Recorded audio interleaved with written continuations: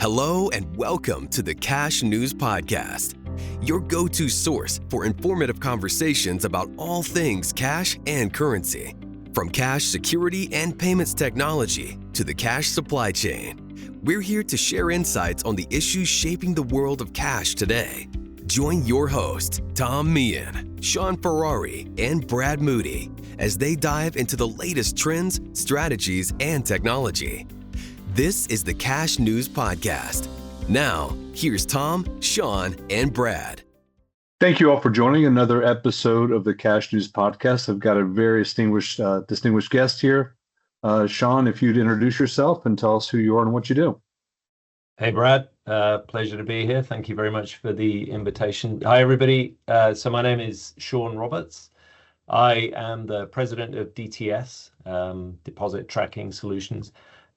We are an organization that really is grounded in the USA. We have ambitions to kind of grow globally, but for right now, a very strong kind of proposition in the USA, actually North America, where we sit with a software as a service kind of platform solution and sit in the middle of, if you imagine, the cash ecosystem of retailers, banks, cash in transit organizations, vaults, that all employ different mechanisms for moving cash from stores, retailers, etc., through to the vaults both ways. So whether that's deposit tracking or whether that's change orders, and then providing the visibility of all of that kind of stuff. That's great. No, I've seen your product, I've seen it work, and it's very well received. Very well received. Thank you. So one of the big reasons I wanted Sean to join the podcast and thank you for your time is to kind of talk about from the retail perspective, what he's seeing in the cash world and how that's relevant. What is going on between retailers, how are banks receiving, kind of a focus on cash and just kind of anything that we're seeing out there that's relevant. So Sean, please, the floor is yours. Yeah, I mean, anybody in the cash space, and I've been in this space for about 12 years now. Didn't think I would get into the cash space, by the way. My previous background was technology, retail technology. So I, thought I was pretty well versed in payments and the way that was all headed and so on. So about a dozen years ago, I got into the cash space. And as with anybody getting into the space, there's always a bit of hesitation, which is, oh, wait, isn't cash going away? And you dig into it, and there's a few things. I'm actually looking at a couple of books that are on my bookshelf right now that I just keep reminding myself, cash has always been under threat, I think. Since checks came about, then ACH, and whatever else, and contactless payments. And coming from the UK, some of these trends are maybe more prevalent than maybe that they might be in the USA. But either way, cash has never really been under threat. And the reason for that, and the reference to the books on my bookshelf, is cash, to my mind, is more of it's more than a technology that's waiting to be replaced. It's part of social fabric. It's part of economies. It's, you get very quickly into social inclusion type issues. You get into banked and unbanked. You get into issues of privacy and anonymity in a good way, sometimes in a bad way, but in a good way. And so, it takes a very, very lot of effort. And I would, challenge that certainly, in the foreseeable future, cash is never going to go away. So what does that mean? Well, yes, it may decline in favor of some other payment mechanisms, but that's all about customer choice. New customers coming in, they want to pay with different mechanisms, but the underlying kind of cash tender type, if you like, is not really going to go away. And so what does that mean for retailers? Well, it just means that they've got to think about, well, how do I take cash? How do I account for my cash? How do I count it? How do I move it? Now, maybe with a smaller amount that I've got as a proportion of my revenue, how do I do that more cost effectively? How do I provide better visibility? So until it goes away completely, the challenge is still going to be there. And it just means that you've got to do a lot more, maybe, with a lot less, so to speak, because it's a smaller proportion of your revenue.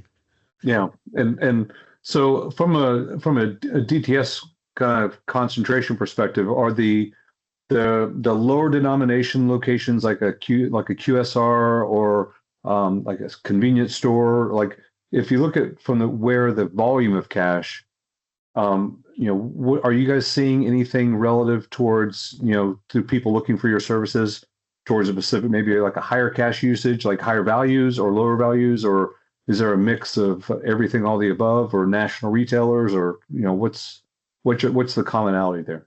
Well, it's an interesting question, right? Because depending on the amount of cash that's in each of these different environments will require different types of solutions for each of these different kinds of retailers. So, I mean, you can look at something like cannabis, for example, which is hugely kind of cash rich. I mean, it's almost a given now. Everybody knows about it, right? That there's a lot of cash that flows through kind of dispensaries and so on, that kind of world.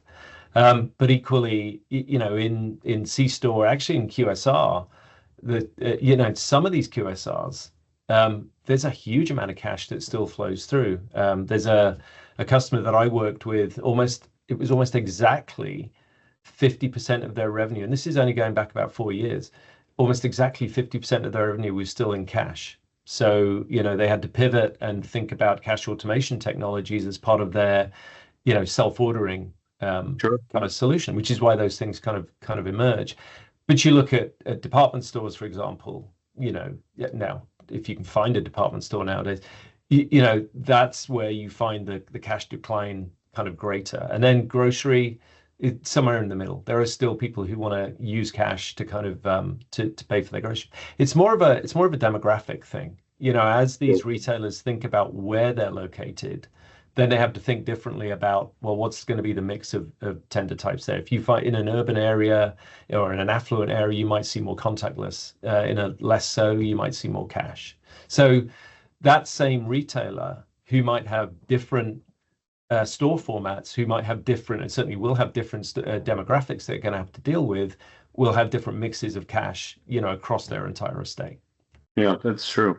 You mentioned the demographic parts of it, and I was in northern Alabama not long ago visiting a couple clients, and I was shocked to hear how much people use cash specifically in northern Alabama. Right. The same result as rural Texas and Louisiana, and it's just amazing how in North Florida, it's amazing how you look at the same store and their volumes of cash that comes in through a Miami, Florida store compared to a Jacksonville, Florida store. Same store, same size, same footprint, same sales.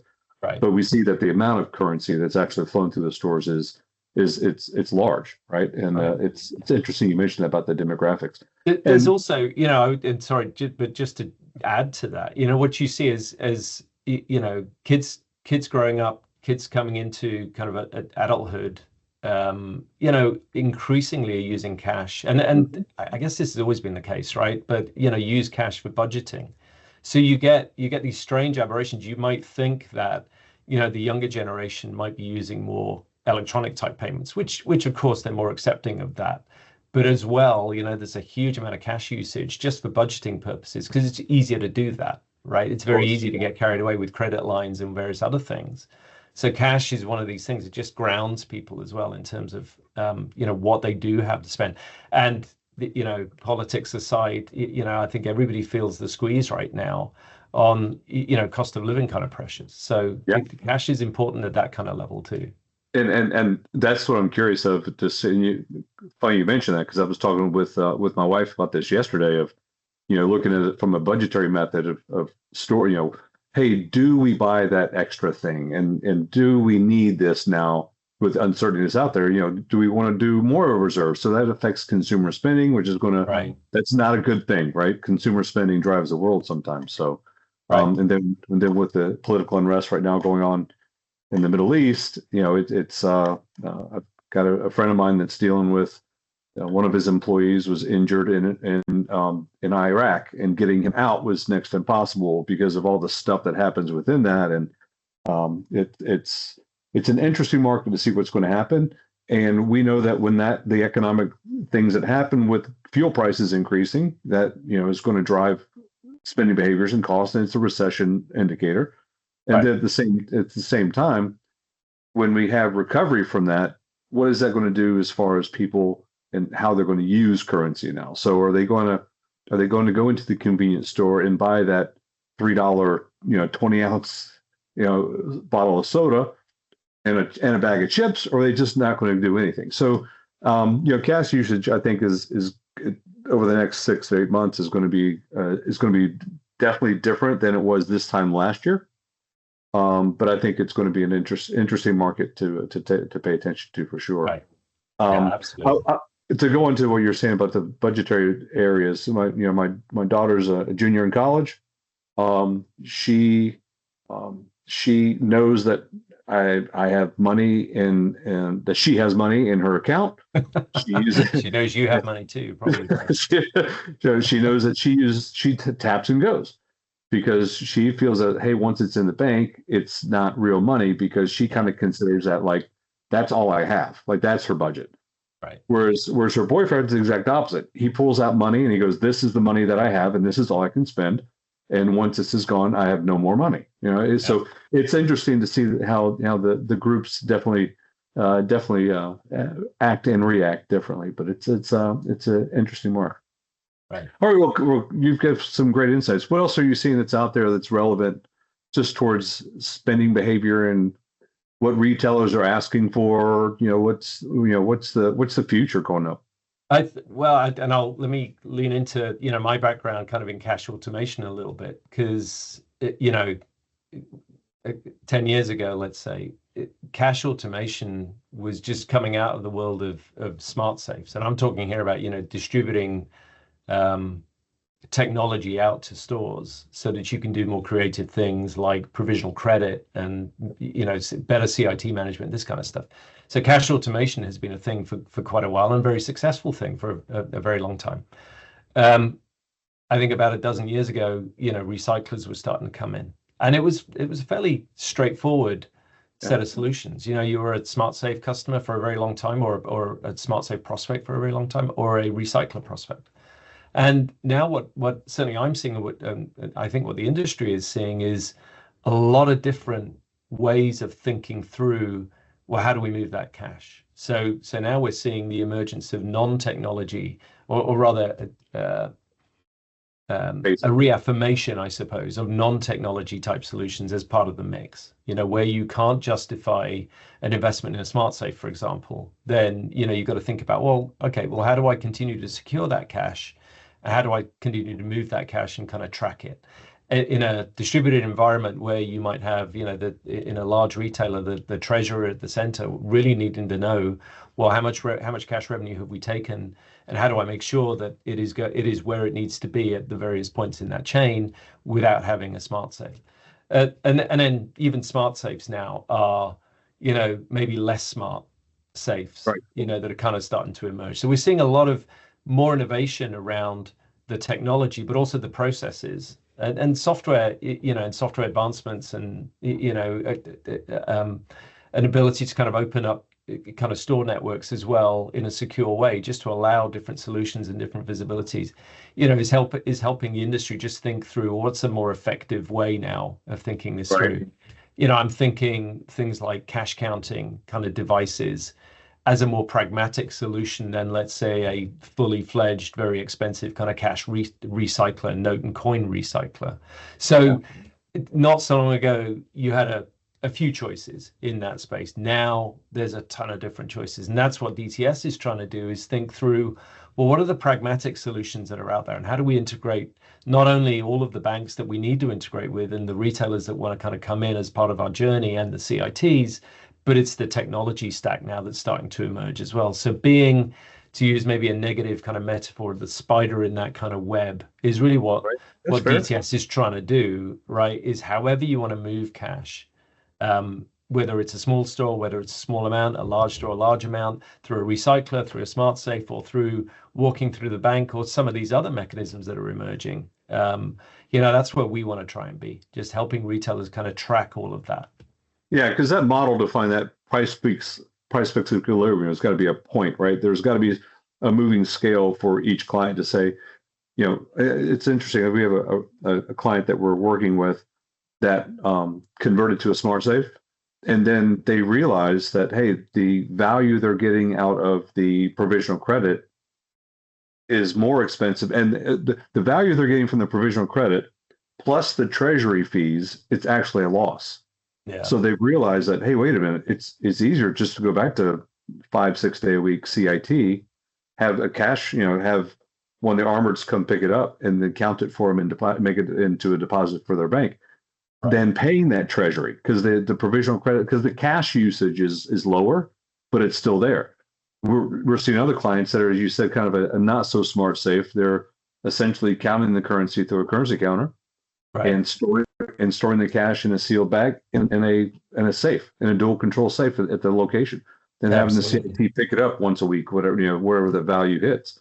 And, it makes it so it's interesting to see how that pendulum of banks selling the treasury products and Armored selling the treasury products of a smart safe is actually turning back more towards the more basic, because it's less cash, right? There's less cash, but you still have to deal with it.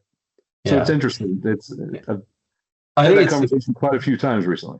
Oh, absolutely. And I think it'll be more of that. It's the pragmatism, right, that now is coming into play, which is, do I get 80% of the benefit of a smart safe program, right, for doing something slightly different? Now, for a lot of customers, that isn't the case. There's a lot of other benefits that come along with smart safes and with the smart safe program. The provisional credit is one of them. Labor savings is another. Kind of insurance type benefits. Safety is another. So there's a lot of benefits to a smart safe or recycler program. But it is that pragmatism, I think, that's coming in, where people are just looking at, well, they are expensive when cash gets to be a certain level. So is there something else that's out there that gives me 80% of the benefits for, 20% of the cost, that kind of thing. And that's where we want to try and get into. If we were a one size fits all, we wouldn't be as successful as we are right now. Yeah, I would agree with that. I would totally, very well said. Well, Sean, is there anything else you want to talk about, or are we good on time, or is there anything else you want to talk about with anything you see that's interesting or out there? I think this has been great. Just thanks very much for the opportunity to just come and share some insights. There a lot of other things going on around the world. The US has a certain set of characteristics that kind of distinguish it from other countries in the world.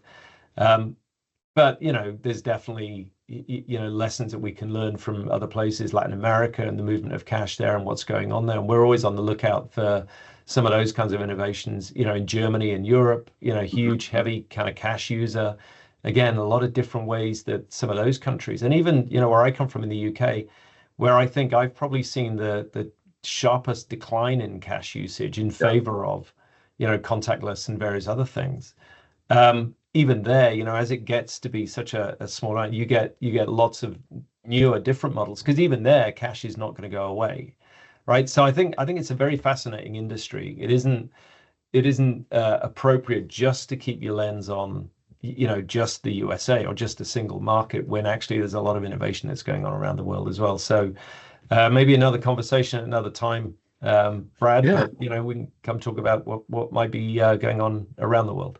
Yeah, and I agree, because I've had the fortunate with my career to travel the world quite a bit, and it is funny how when I'm in Germany, Czech Republic, wherever, right, it's cash. You're spending the cash, but when I'm in England, you can't spend physical currency. It's actually tough, and everything is tap and go, convenient. So it's all watch payments. Yeah, absolutely. So, all right. So, well, hey, I appreciate your time, and it was great to connect. And if you need anything, or if I can help you in any way, just obviously let us know. And again, thank you for joining the podcast, and we'll talk soon. And Brad, we value the partnership. Thank you very much for the opportunity to come talk to you, and thank you, everybody. All right, perfect. Thank you. Thanks for listening to the Cash News Podcast. We hope you found this episode insightful. Don't forget to like and review us on iTunes, Spotify, Stitcher, or wherever you listen to your podcast. Follow us on LinkedIn and Twitter, and be sure to visit us at thecashnews.com to stay up to date with the latest on the world of cash. Thanks again for listening to the Cash News Podcast.